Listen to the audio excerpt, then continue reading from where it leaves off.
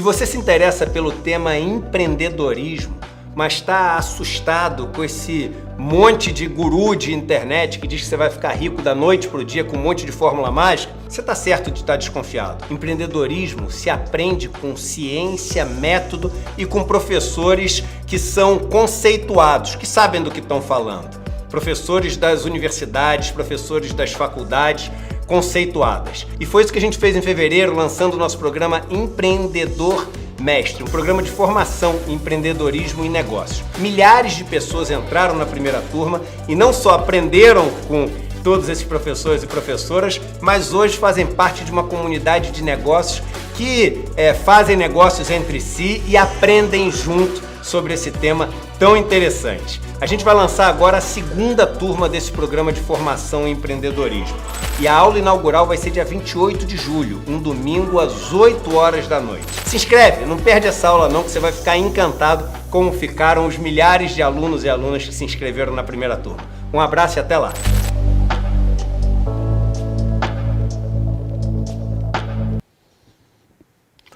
Bom dia! Está começando mais um Desperta ICL, eu sou o André Graziano, estou hoje na difícil missão de substituir Leandro Demore aqui na abertura da programação do ICL Notícias. São 7 horas e 2 minutos, a gente está sendo transmitido pelos canais do YouTube do Eduardo Moreira e do Instituto Conhecimento Liberta e também nas redes TVT, TV Aberta 44.1 na região metropolitana de São Paulo, na Rádio Brasil Atual 98,9 FM, também aqui na região metropolitana de São Paulo, na TV Quirimurê 10,3 canal aberto na Grande Salvador, na Rádio Heliópolis FM de São Paulo, no dial 87,5 e na Pop TV do Rio Grande do Sul, canais 23,1 em Porto Alegre e canal 45,1 em Sobradinho. Muito obrigado pela companhia, nós vamos até às 8 horas da manhã, já fazendo uma abertura do noticiário do dia, com as notícias que devem tomar conta dos debates, das conversas nesta quinta-feira. E para a gente começar, nós vamos falar sobre a Carla Zambelli, que foi incluída por Alexandre de Moraes no inquérito da tentativa de golpe de Estado. Segundo a investigação, a deputada do PL de São Paulo intermediou a viagem de uma influenciadora à Espanha e essa influenciadora repassou um dossiê apontando que o narcotráfico financiaria o PT. Carla Zambelli, que tem uma ficha corrida, né, em relação a algumas ações praticadas por ela nos últimos anos. Antes disso, inclusive, desinformação na pandemia, desinformação sobre o processo eleitoral, como fica claro nesse inquérito, correu atrás de um jornalista negro, de um homem negro. É importante, nesse caso, salientar a cor da vítima, da deputada, às vésperas da eleição, com uma arma no bairro movimentado, bairro nobre movimentado em São Paulo, e agora ela aparece no inquérito que aponta a possível tentativa, possível, né? A gente fala possível para ter uma segurança jurídica aí, né?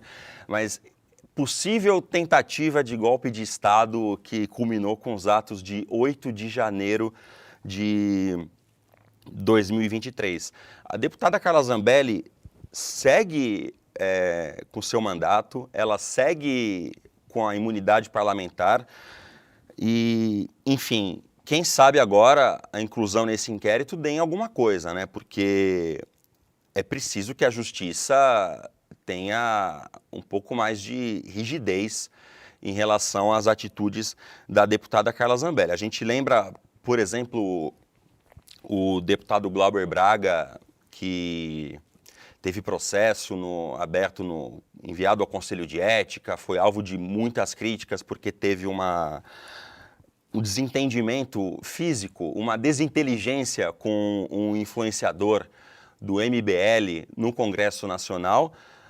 E a deputada Zambelli tem atitudes muito mais graves do que essa de simplesmente ter esse entrevero físico com o influenciador do MBL, e mesmo assim nada acontece feijoada, né? É uma situação um pouco inexplicável.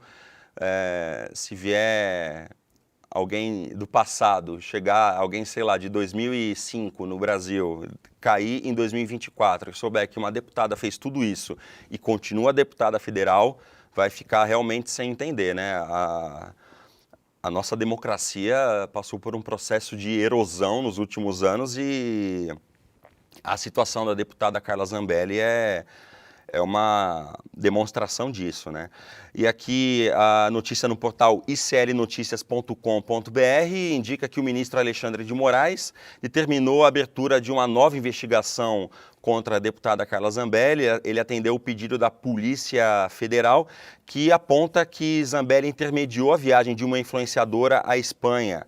O objetivo seria um encontro com o general venezuelano Hugo Carvajal, que é ex-chefe dos serviços de inteligência da Venezuela do regime de Hugo Chávez.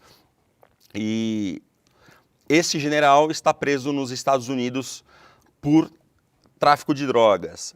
Segundo a investigação, a influenciadora viajou para obter informações sobre um suposto financiamento por parte do governo da Venezuela a movimentos políticos de esquerda em países da Europa e da América Latina, e incluindo o PT e o então candidato Luiz Inácio Lula da Silva. É a turma do chapéu de alumínio tentando encontrar qualquer coisa. Tem a história, por falar em Carla Zambelli, tem também o envolvimento dela com o hacker de Araraquara. Ela levou o hacker ao presidente da República da época para falar sobre urnas eletrônicas, enfim. É de fato uma ficha corrida, e agora o ministro Alexandre de Moraes do Supremo Tribunal Federal, que é o relator desse processo que investiga e aqui de novo com segurança jurídica, a possível suposta tentativa de golpe de Estado no dia 8 de janeiro, inclui a deputada Carla Zambelli nesse inquérito também. A gente espera que dessa vez aconteça alguma coisa, aliás, não só com Carla Zambelli, mas com todos os graduados, com todas as autoridades envolvidas nessa tentativa de golpe de Estado.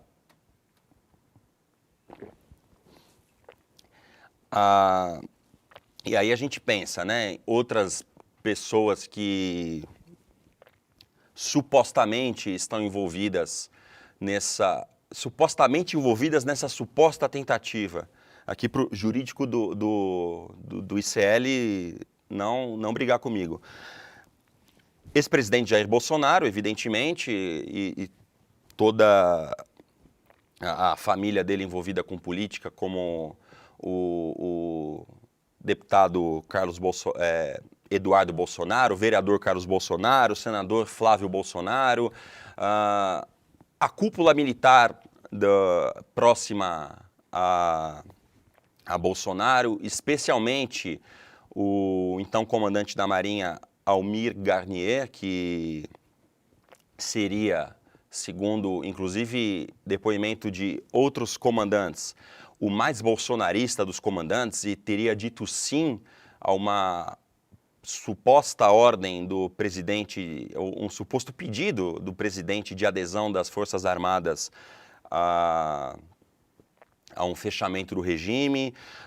General Augusto Heleno, Anderson Torres, Ramagem, enfim, é muita gente importante, muita gente que ocupava altos cargos na República Federativa do Brasil, e os que estão presos com penas duras e, do meu ponto de vista, corretas, são só os idiotas úteis, né? Os idiotas úteis foram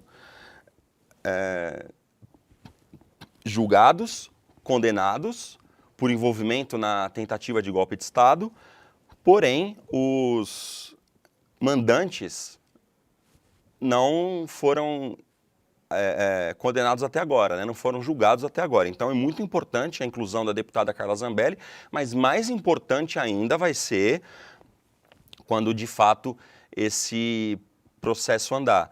E ainda na seara bolsonarista, um outro bolsonarista muito importante foi condenado à pena de prisão. Aqui no jornal O Globo, Luciano Hang é condenado à prisão pela Justiça do Rio Grande do Sul por ataques a arquitetos. O que aconteceu foi o seguinte, na cidade de Canela, no Rio Grande do Sul, seria construída uma loja da Van, a loja da Van sendo levada a esse município, e aquela coisa horrenda que tem em frente às lojas da Van é a Estátua da Liberdade, né? E não tem nada mais cafona do que aquilo.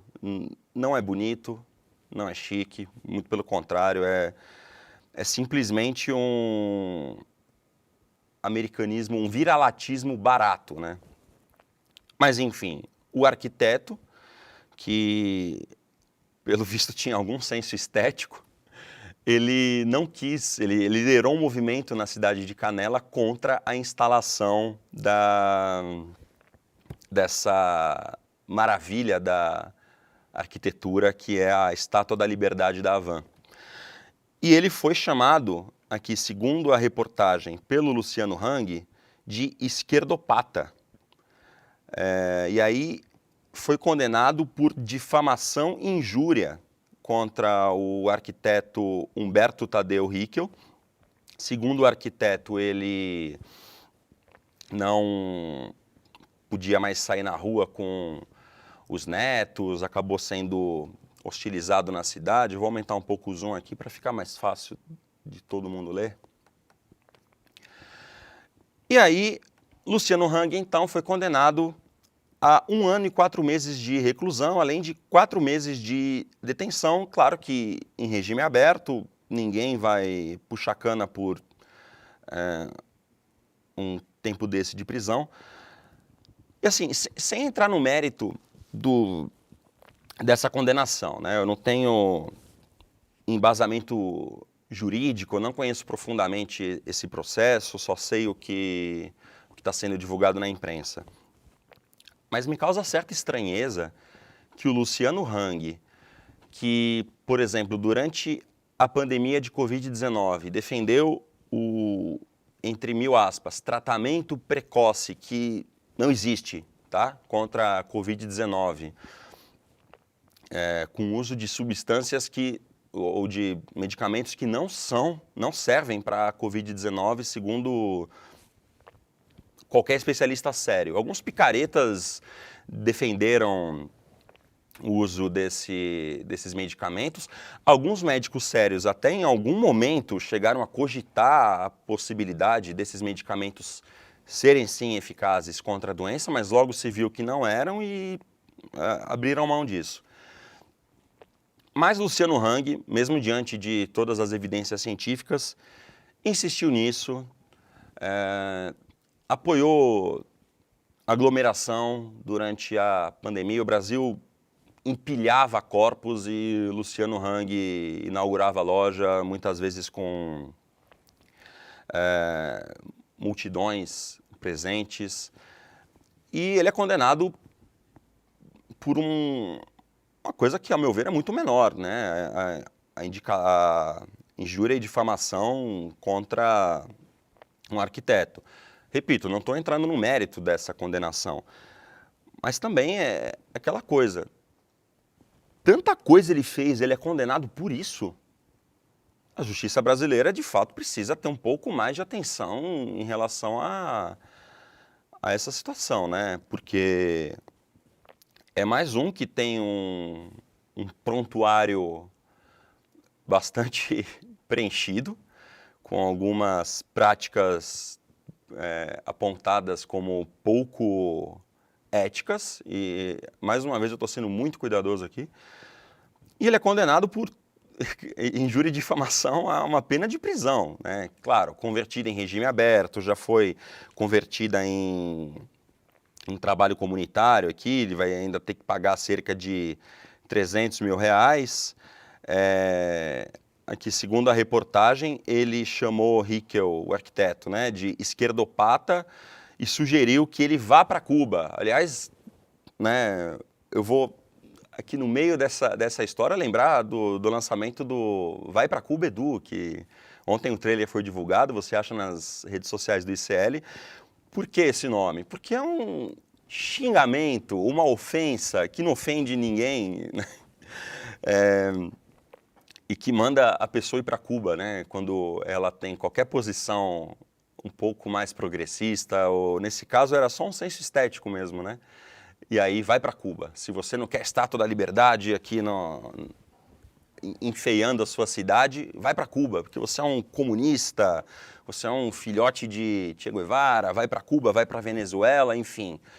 E Luciano Hang usou esse xingamento, que não é um xingamento, não é uma ofensa, contra o Hickel, mas de fato isso, segundo a vítima, provocou hostilidade a ele na cidade, né? E por isso ele entrou com uma ação contra Hang e o Hang foi condenado criminalmente. Enfim, é de se espantar que com tanta coisa feita por Luciano Hang, a condenação criminal seja sobre ter chamado alguém de esquerdopata e mandado ir para Cuba. E Cuba não é o único país, né, que as pessoas que acham que vão ofender alguém progressista com esse xingamento, entre aspas, gostam de mandar, né? Venezuela também é muito comum. E sabe quem ia para Venezuela e não vai mais?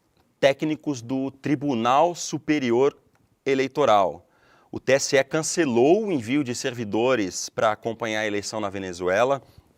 No próximo domingo, a Venezuela vai definir o novo presidente. Nicolás Maduro tenta a terceira reeleição.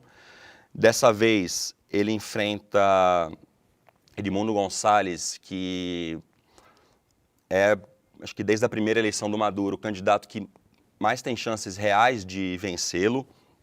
Algumas pesquisas colocam o Gonçalves à frente do Maduro, com até 60% das intenções de voto. E na última semana houve uma certa troca de farpas entre Nicolás Maduro e o presidente Lula. Começou com Maduro dizendo que se a eleição na Venezuela for vencida pela oposição,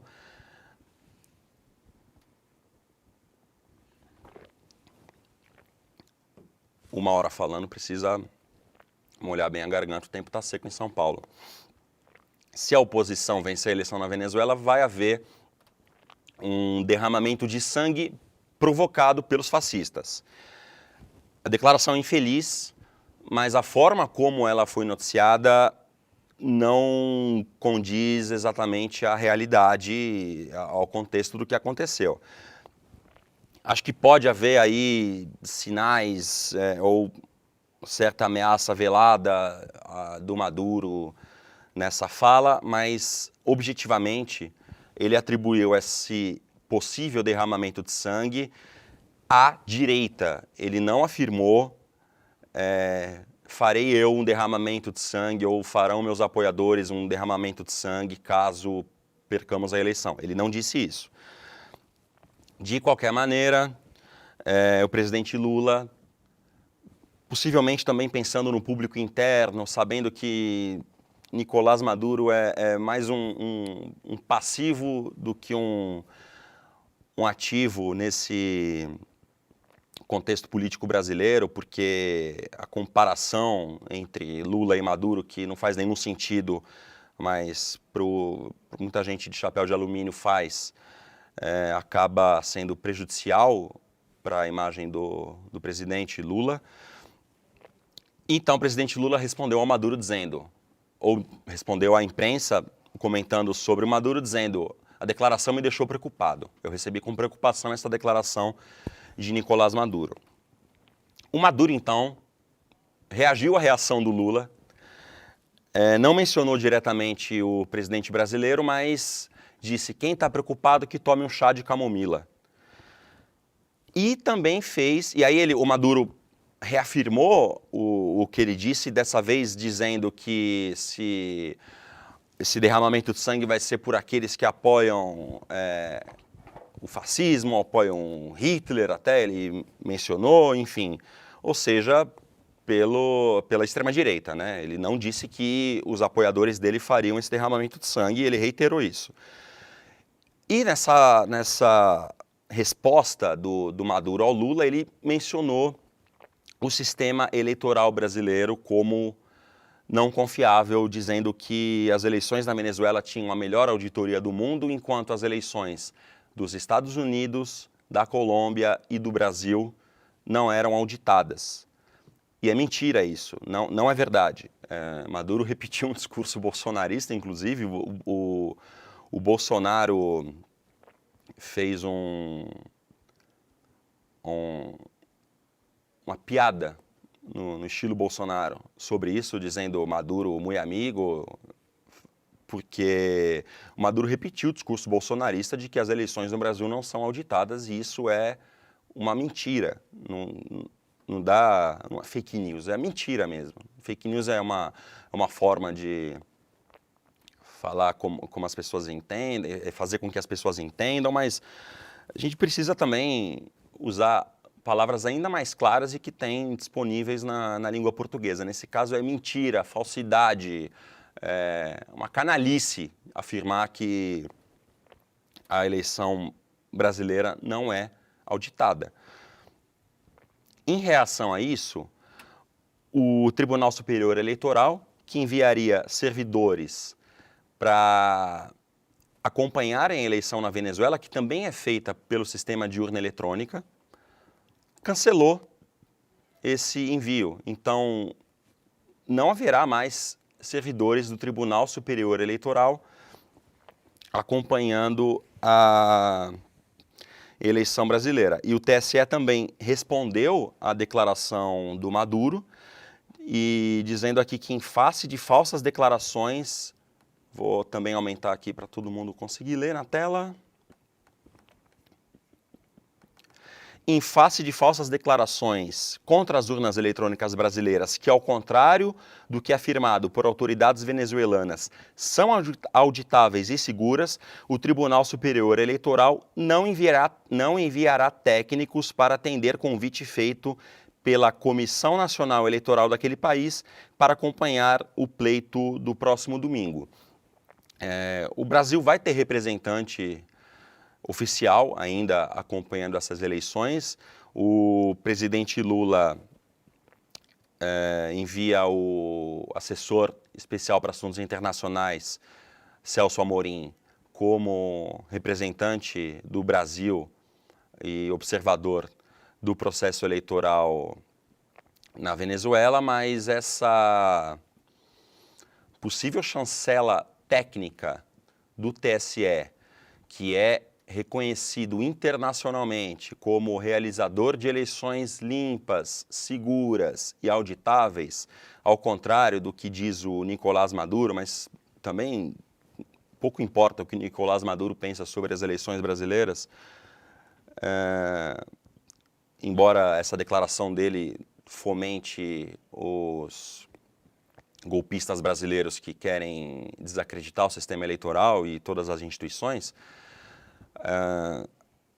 a eleição venezuelana perde essa chancela do TSE. Enfim, domingo vai ser o dia da votação. Aliás, o Em Detalhes hoje, às 10h30 da manhã, é sobre isso.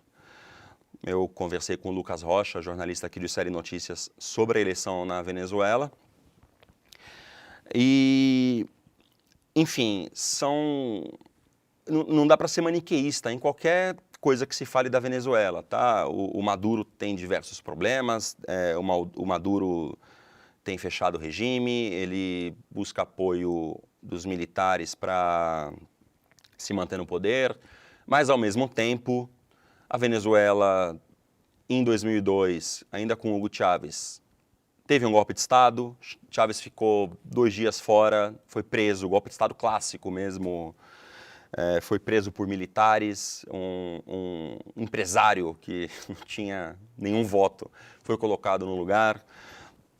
Depois Chávez acabou voltando, houve muitos protestos populares a favor dele e ele voltou, tudo isso em 2002. A partir disso, o regime de fato fechou, com Maduro mais ainda. Maduro também enfrentou oposição, inclusive sangrenta, quando ele venceu a eleição do Capriles por muito pouco.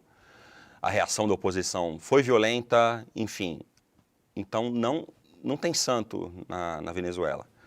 Tanto do lado do chavismo, quanto do lado da oposição de direita e extrema-direita, e a gente sabe o quão nociva a extrema-direita é para qualquer regime democrático, não tem santo. Então uma situação ainda imprevisível, ninguém consegue cravar que um lado ou outro vai vencer, porque ninguém consegue ter certeza, primeiro, sobre a lisura do processo eleitoral venezuelano e, segundo, sobre o respeito ao resultado.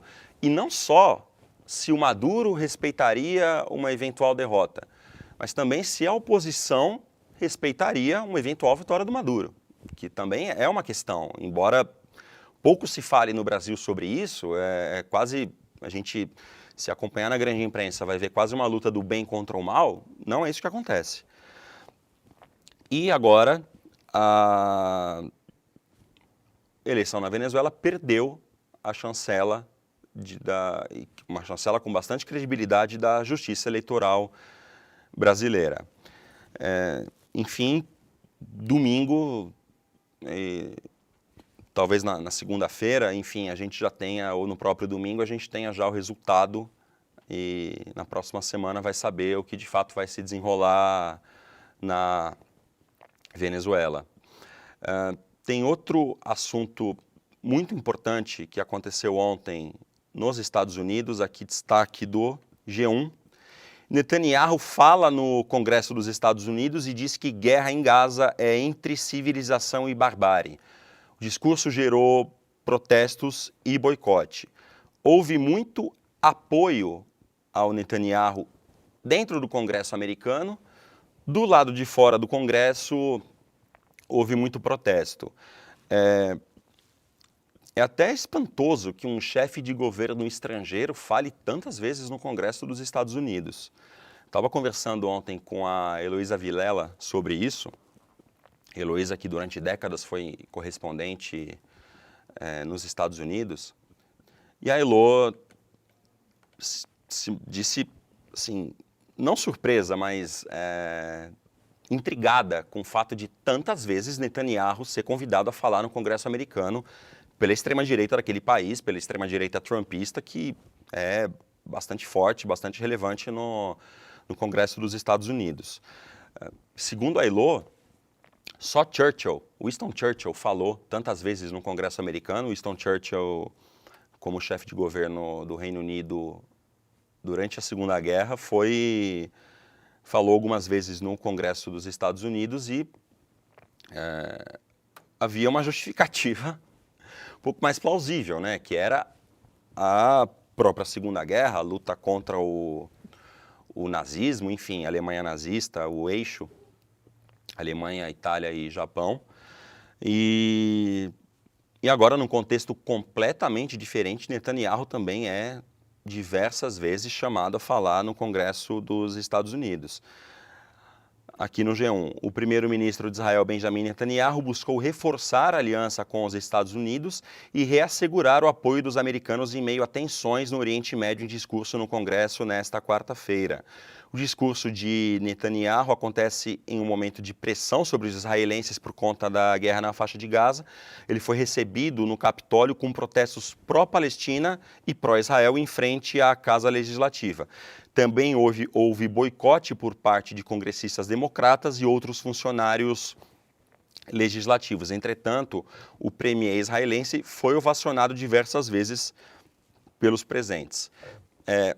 Houve boicotes de congressistas democratas, mas também a gente precisa lembrar que o governo democrata de Joe Biden é um financiador da guerra na faixa de Gaza, né, do massacre promovido por Israel na faixa de Gaza. Porque, enfim, já faz alguns meses que a gente aqui no ICL Notícias vem repetindo isso. Reagir a um ataque terrorista é legítimo, mas a medida dessa reação, e quando essa reação é contra a população civil e visa, com pretexto de destruir o grupo terrorista, acaba destruindo milhares de civis, com mulheres e crianças sendo a maior parte das vítimas, isso perde qualquer legitimidade, né? Diversos fóruns internacionais já apontaram crimes de guerra cometidos por Israel e mesmo assim Joe Biden mantém o apoio e o financiamento a Israel. Uma guerra dessa custa alguns bilhões de dólares. Então, por mais que deputados democratas, senadores democratas tenham boicotado, a gente precisa lembrar que o governo democrata dos Estados Unidos, democrata no sentido do Partido Democrata, apoia Israel. E apoia, não só apoia na ideia, mas apoia na prática, né, com financiamento à guerra na faixa de Gaza, a guerra contra os palestinos. A vice-presidente dos Estados Unidos, Kamala Harris, que presidiria a sessão no Capitólio, nos Estados Unidos, a vice-presidente, espécie de presidente do Senado, ela não participou da sessão. Provavelmente, nesse momento, não é interessante para Kamala Harris, a possível candidata à presidência dos Estados Unidos, ser associada, né, ter a imagem associada a Israel. Mas haveria hoje um encontro na Casa Branca do Biden com Netanyahu e Kamala Harris deve participar. Enfim, é mais uma prova de que há um desconforto, na verdade, do Partido Democrata com Netanyahu, mas não há uma ruptura, tá? Longe disso. Não há de forma alguma essa ruptura. E por falar em Israel, aqui essa notícia saiu aqui primeiro no Daily Sabah. O Daily Sabah é um jornal turco, financiado pelo governo turco. É importante sempre ressaltar isso. E ele noticiou que o porta-voz, o porta-bandeira da delegação de Israel na abertura dos Jogos Olímpicos, abertura agora nesse final de semana, sexta ou sábado, não tenho certeza. Sexta-feira, aqui me informa Caio Marinato, amanhã, conhecido como amanhã, abertura dos Jogos Olímpicos em Paris. O Peter Palchik, que é um dos porta-bandeiras da delegação israelense, ele teve contexto antes. Houve uma situação absolutamente bizarra, e aí não precisaria nem entrar no mérito da legitimidade ou não do ataque israelense a Gaza, ponto. Seja você contra o ataque, ou seja você faça você parte daqueles que acham que é legítimo, que tem que reagir, enfim, neste momento, sem entrar nesse mérito. Havia ali uma iniciativa de israelenses assinarem bombas que seriam jogadas em Gaza. É absolutamente bizarro pensar nisso, né? Porque, enfim, mesmo que a bomba seja cirúrgica, o que não é, e que mate apenas terroristas, o que não faz, é bizarro você pensar que você quer assinar uma coisa que só vai provocar destruição, só vai provocar morte, seja em quem for, né? Assim, sem nenhum discurso moralista, sem nenhum pensar em santificar, pensamento purista, ingênuo, mas é inimaginável achar que alguém goste da ideia de ter um nome assinado numa bomba que vai provocar morte, seja de quem for. E ache você legítimo ou não essa morte, tá?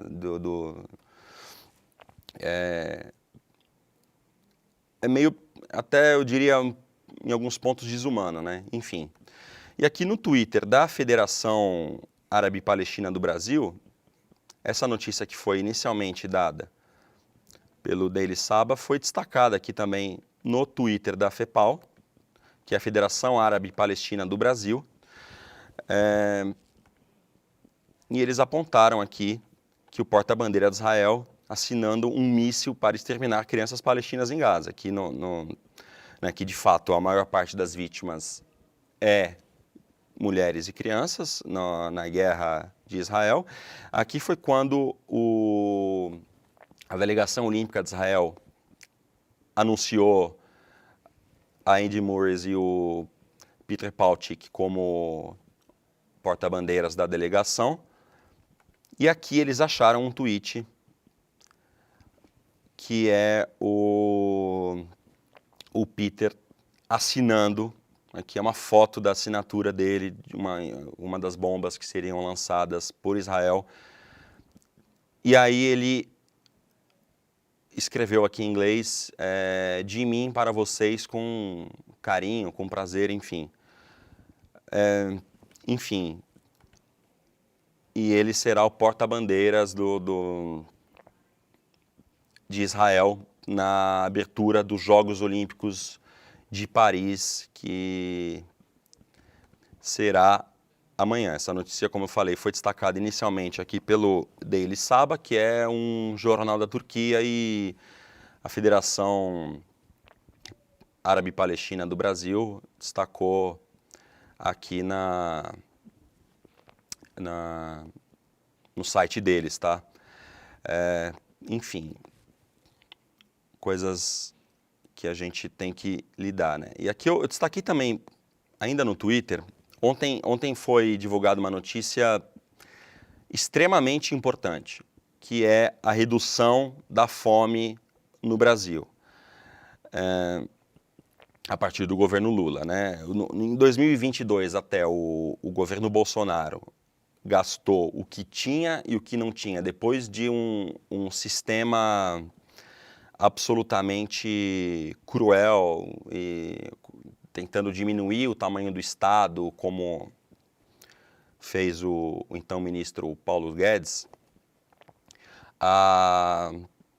o governo Bolsonaro, na tentativa de se reeleger, cometeu supostos crimes. Aqui a gente às vezes tem o anjinho e o diabinho, né? Um do lado do outro. E no caso está o anjinho aqui vencendo por enquanto, falando cuidado ao processo, e eu estou conseguindo manter a linha aqui. Então, Bolsonaro e a equipe cometeram possíveis, supostos crimes eleitorais quando distribuíram um caminhão de dinheiro tentando, supostamente, comprar a reeleição. Até benefício para taxista e caminhoneiro teve na época, e a economia já tinha sido retomada, não foi um benefício devido à pandemia. E lembrando, inclusive, que na pandemia o auxílio, que foi de R$400, se dependesse do Guedes, teria sido muito menor ou talvez nem teria existido, né? Pouca gente se lembra disso, mas na época o então presidente da Câmara, Rodrigo Maia, conseguiu puxar esse auxílio para cima. O governo Bolsonaro acabou levando o mérito do auxílio na pandemia, mas se não fosse o Congresso, a Câmara e especificamente o Rodrigo Maia naquela época, que era o presidente da Câmara, ter puxado esse auxílio para cima, o auxílio teria sido de R$200 ou menos, né? Enfim, e aqui a gente tem o Davison Belém Lopes, que é da UFMG, ele apontou duas formas diferentes de se noticiar a mesma coisa, né? O G1 diz que a fome severa diminuiu 85% no Brasil, segundo o ministro Wellington Dias, e a Folha diz que a fome atinge 8,4 milhões de pessoas no Brasil. Enfim, ainda são milhões de famintos no Brasil, é muito sério, mas inclusive jornalisticamente, quando você tem uma redução significativa, a notícia, mais do que o número absoluto, é essa redução, porque o número absoluto pode não dizer nada, né? O número absoluto, ele precisa do contexto para você entender se aquele número é muito ou aquele número é pouco. Porque se você tiver, por exemplo,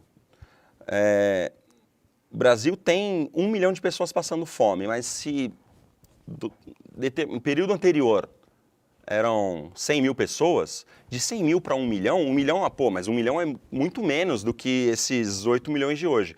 Só que você tem que acompanhar a curva, o movimento que esse dado está fazendo. E isso sim vai trazer relevância, uma relevância jornalística muito mais importante do que simplesmente pegar o número absoluto, jogar ali. No texto você traz a informação completa, mas a gente sabe que a maior parte das pessoas simplesmente não lê o texto completo, não lê a matéria, se atém à manchete. Mal lê a linha fina, né, que é o subtítulo, vamos dizer assim, né? Como aparece aqui, FAO divulga principal mapa da desnutrição e cenário no mundo é de falta de progresso. Essa é a linha fina que as pessoas mal leem isso, né? Quanto mais o restante do texto, enfim. Então, a forma como se dá a notícia é uma escolha. Não é por acaso, né, que é feito isso. Você pode transformar, inclusive havia uma propaganda da própria Folha, genial, que você pode contar você pode contar uma grande mentira, ou um monte de mentiras, dizendo somente a verdade. O recorte importa da notícia. Então, nesse caso específico, a mesma coisa. Se falar o Brasil tem uma taxa de 7% de desempregados. É pouca coisa? Em tese, né, comparado a outra situação que a gente já teve? Sim, é pouca coisa, mas se a gente, num período anterior, se essa taxa tiver supostamente subido de 5 para 7, é um crescimento importante. Então a notícia é essa, é o crescimento, e não o número absoluto. O número absoluto engana, o número absoluto não traz o contexto. Então, o máximo é um desafio que o jornalismo tem que encarar. Não sei se quer, mas precisa encarar. Tem que dar, em nome da própria reputação, da reputação do jornalismo, o máximo de contexto possível na manchete, no título, porque senão você vai até contribuir com a desinformação, que é algo que eu quero acreditar que o jornalismo profissional não quer fazer. Então o contexto é importante. É um desafio você conseguir colocar isso em 2 linhas, né? Em 2 ou 3 linhas. No caso do G1 aqui, especificamente nessa imagem printada pelo Davison, pelo professor Davison, é em 3 linhas, mas é um desafio que o jornalismo precisa encarar, né? É muito mais difícil, sim, a gente dar informação do que espalhar desinformação. Desinformação, qualquer bobagem que você fala, você espalha desinformação. Agora, a informação correta exige um cuidado maior, exige uma elaboração maior, né? Um título tem que ser mais pensado para já trazer um contexto, uma ponderação. É a mesma coisa do jornalismo declaratório, né? Simplesmente você dizer, como inúmeras vezes aconteceu, o Bolsonaro diz que a fraude na eleição está no TSE. Ponto. Você dizer só isso, você não está mentindo, porque você está, de fato, o Bolsonaro disse isso, né? A manchete traz uma informação verdadeira? Traz. Bolsonaro disse isso. Porém, a falta de contexto favorece o cara que está mentindo. Favorece esta mentira do Bolsonaro de que a fraude na eleição está no TSE, por exemplo. Então, por isso, o jornalismo profissional, e que infelizmente tem perdido credibilidade, tem perdido espaço na leitura das pessoas, que tem se informado muito mais por rede social de fontes absolutamente malucas e mal intencionadas e mentirosas do que o jornalismo profissional. O jornalismo profissional, em nome da própria reputação, precisa tomar cuidado com esse tipo de coisa, precisa ter mais atenção na elaboração da manchete, na elaboração do que precisa fazer para enfim, não contribuir com a desinformação. Uma notícia importante também que aconteceu, houve um incidente de segurança cibernética, aqui notícia da Agência Brasil, um ataque hacker, né? Assim, resumindo, um ataque hacker em sistemas de informação do governo que ficaram disponíveis, a PF foi acionada. A informação foi dada pela ministra da Gestão e da Inovação em Serviços Públicos. O Ministério informou que o Sistema Eletrônico de Informações e algumas funcionalidades do Processo Eletrônico Nacional foram afetados após um incidente de segurança cibernética registrado na terça-feira. A PF e a ABIN foram acionadas para investigar o incidente. E aí eu confesso que eu desanimo um pouco com a ABIN investigando o incidente. A ABIN, enfim, a ABIN paralela, né, do Bolsonaro, que na verdade era a ABIN pura e simples, completamente aparelhada por militares bolsonaristas, teóricos da conspiração e etc., tinha uma preocupação muito mais em difamar adversários do que em fazer um serviço de inteligência relevante, né? A gente lembra que, por exemplo, a presidenta Dilma foi espionada pelos Estados Unidos e a ABIN não descobriu isso. Isso só foi revelado no Wikileaks, quando as informações do governo americano foram trazidas a público por Julian Assange. Enfim, legal, PF investigar, bacana. A ABIN me desanima um pouco, eu fico um pouco atordoado imaginando o que a ABIN vai descobrir. Explicando aqui o que é o sistema. O sistema é usado para o agendamento dos processos administrativos de 9 ministérios e mais 2 órgãos. Aqui menciona quais são os ministérios que usam esse serviço e, de acordo com o Ministério da Gestão, o sistema está indisponível e não foi identificado até o momento perda de dados ou de informações. Não foram afetados os serviços ofertados ao cidadão via gov.br, isso é muito importante porque, enfim, as pessoas usam o gov.br para coisas às vezes até urgentes, e as equipes de TI estão tratando o incidente para que os serviços sejam restabelecidos o mais breve possível, diz o Ministério da Gestão em nota. Enfim, o apagão cibernético que a gente teve nos últimos dias mostra que o mundo conectado é ao mesmo tempo muito vulnerável, né?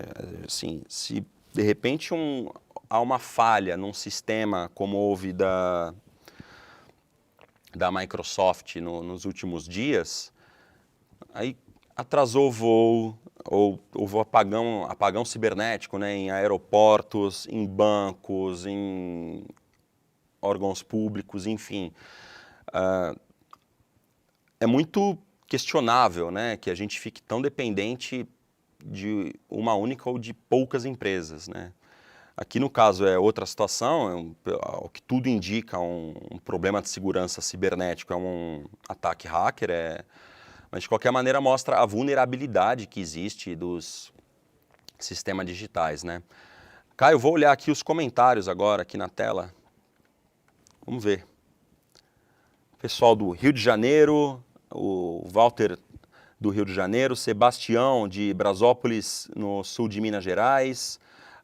Sim, Regina Jacó Cavalcante, sou eu, todo mundo me conhece todo mundo é muita gente, né? Mas boa parte da comunidade CL conhece o meu nome, que virou vírgula no Rolê CL, com um pigarro do Rodrigo Viana, me alçou a fama.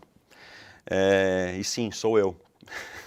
Estou aqui hoje. O Leandro Demore, hoje e amanhã não tá, mas segunda-feira tá de volta. Demore é um cara com agenda cheia, um jornalista muito requisitado. Então, nesses 2 dias, eu estou aqui no lugar dele. Espero minimamente corresponder à expectativa do público do Desperta. Aratuba, no Ceará, também está ligado com a gente, Presidente Epitácio, enfim, bastante gente ligada aqui no Desperta ICL às 7h51. Vamos aos destaques agora do iclnoticias.com.br. Ainda sobre o combate à fome, o presidente Lula teve uma fala emocionada ali sobre o combate à fome. Esse é o grande ponto forte do Lula, né? Assim, tanto interna quanto externamente, é o ponto forte do Lula, o combate à fome, especialmente porque ele sentiu na pele isso, né, de fato. Assim, goste-se ou não do Lula, não dá para negar que é um cara que veio do sertão pernambucano, trabalhou como engraxate, vendeu amendoim nas barcas em Vicente de Carvalho, no Guarujá. Tem gente do Guarujá ligada? Eu sou do Guarujá, pouca gente sabe, moro em São Paulo, mas fui criado no Guarujá.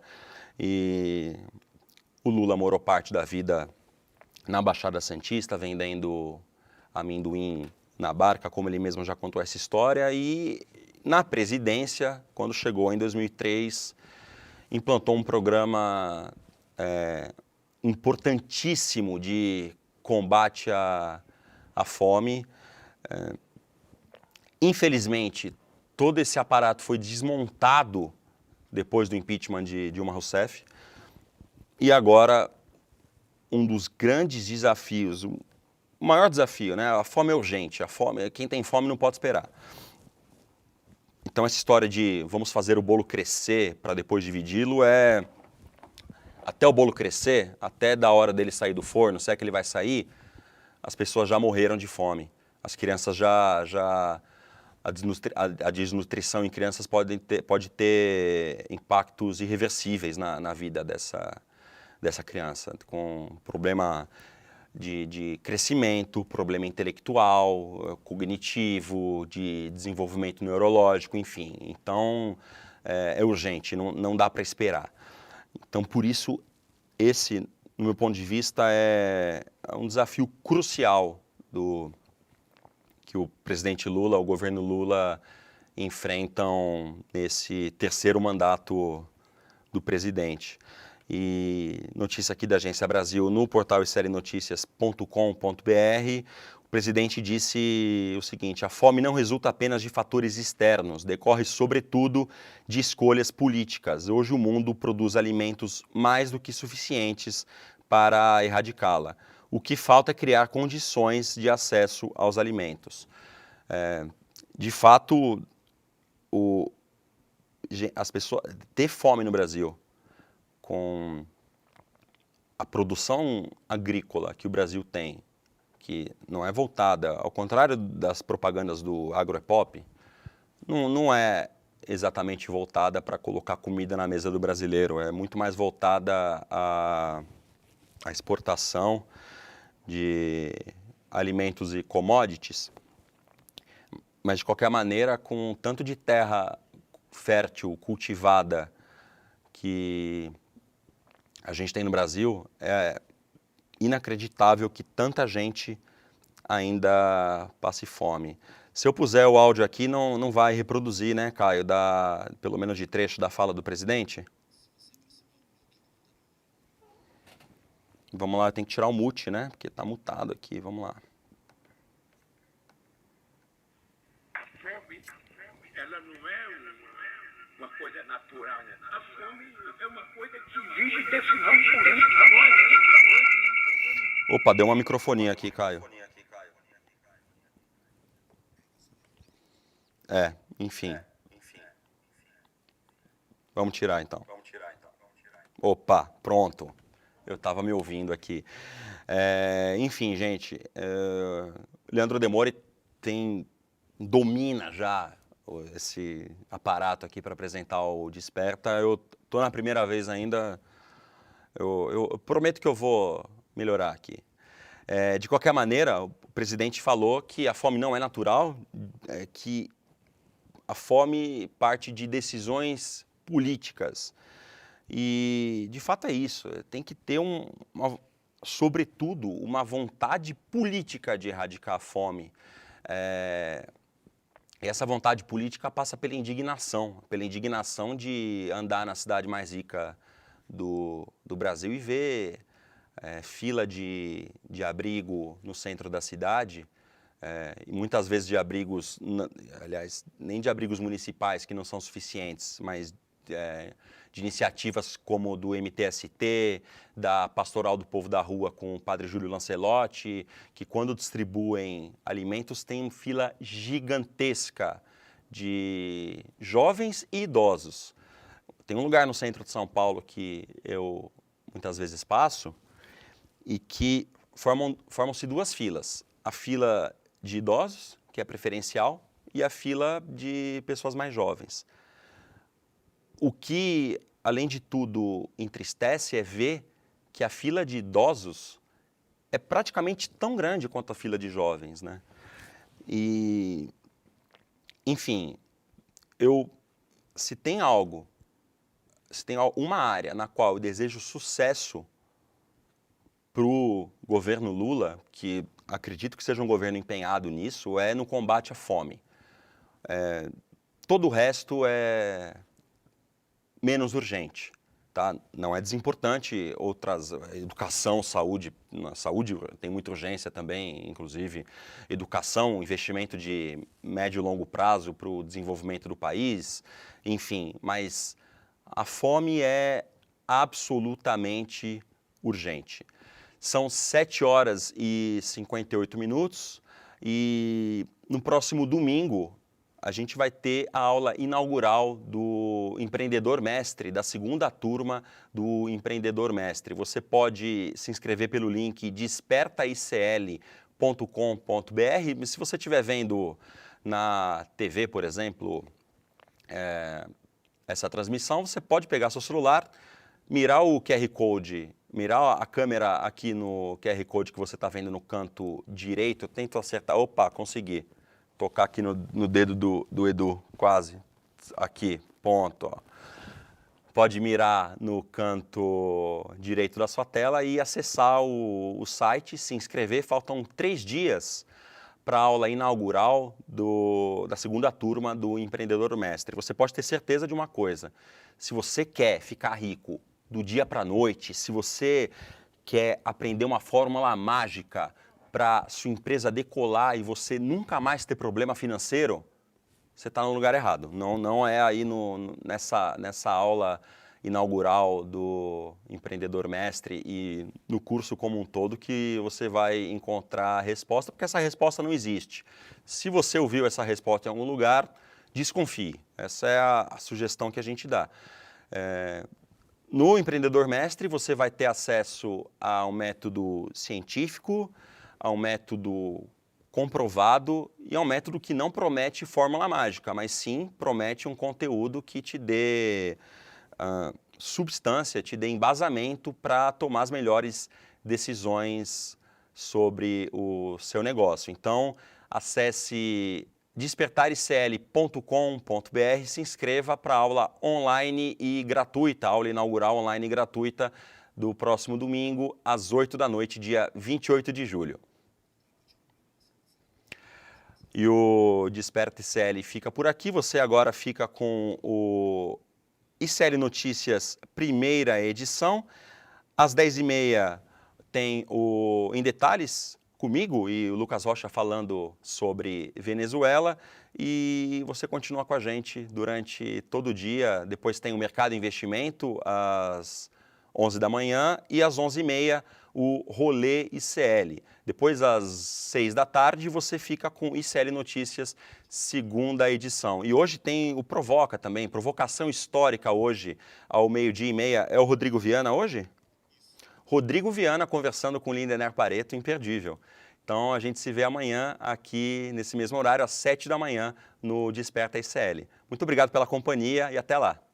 Se você se interessa pelo tema empreendedorismo, mas está assustado com esse monte de guru de internet que diz que você vai ficar rico da noite para o dia com um monte de fórmula mágica, você está certo de estar desconfiado. Empreendedorismo se aprende com ciência, método e com professores que são conceituados, que sabem do que estão falando. Professores das universidades, professores das faculdades, conceituadas. E foi isso que a gente fez em fevereiro, lançando o nosso programa Empreendedor Mestre, um programa de formação em empreendedorismo e negócios. Milhares de pessoas entraram na primeira turma e não só aprenderam com todos esses professores e professoras, mas hoje fazem parte de uma comunidade de negócios que fazem negócios entre si e aprendem junto sobre esse tema tão interessante. A gente vai lançar agora a segunda turma desse programa de formação em empreendedorismo.